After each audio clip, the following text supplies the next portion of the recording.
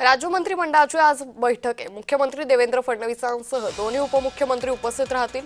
या बैठकीमध्ये महत्त्वाचे निर्णय होण्याची शक्यता आहे। राज्य मंत्रिमंडळातील मंत्रीही बैठकीला उपस्थित राहणार असल्याची माहिती आहे। त्यामुळे आज राज्य मंत्रिमंडळाची बैठक पार पडणार आहे। यावेळी मुख्यमंत्री देवेंद्र फडणवीसांसह दोन्ही उपमुख्यमंत्री म्हणजेच एकनाथ शिंदे आणि सुनेत्रा पवार या उपस्थित असणार असल्याची माहिती आहे। या संदर्भात अधिक माहिती घेऊयात आमचे प्रतिनिधी मनोज दाळकर यांच्याकडून। मनोज, राज्य मंत्रिमंडळाची बैठक आहे, आज काय महत्त्वाचे निर्णय होऊ शकतात?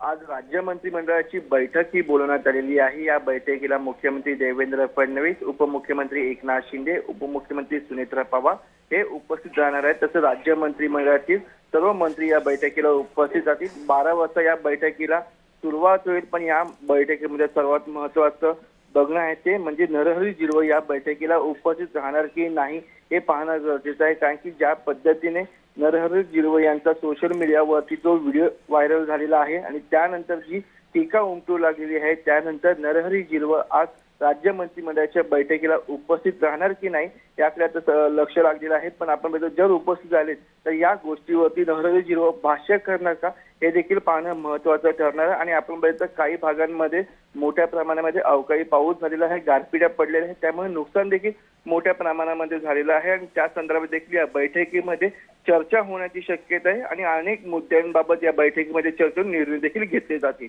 निश्चित। मात्र मनोज, एक महत्त्वाचा मुद्दा तो म्हणजे सध्या खरात प्रकरण हे राज्यभरात गाजतंय आणि त्याचबरोबर खरातशी काही नेत्यांचे मंत्र्यांचे संबंध असल्याची चर्चा आहे। या सगळ्या संदर्भातही या मंत्रिमंडळाच्या बैठकीत काही चर्चा होऊ शकते का?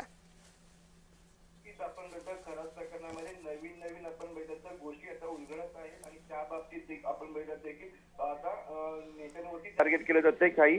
त्यामुळे आता या मंत्रिमंडळाच्या बैठकीमध्ये काय काय खरातांवरती चर्चा केली जाते हे देखील पाहणं महत्त्वाचं आहे। आणि आपण बघितलं यामध्ये 3 महत्त्वाचे मुद्दे ते म्हणजे नरहरी झिरवळ, खरात प्रकरण आणि जे पावसामध्ये मोठ्या प्रमाणात नुकसान झालं त्यामध्ये या मंत्रिमंडळाच्या बैठकीमध्ये काय महत्त्वाचे निर्णय यावरती चर्चा केली जाते हे पाहणं महत्त्वाचं आहे। निश्चित। मनोज, धन्यवाद आपण दिलेल्या सविस्तर माहितीसाठी।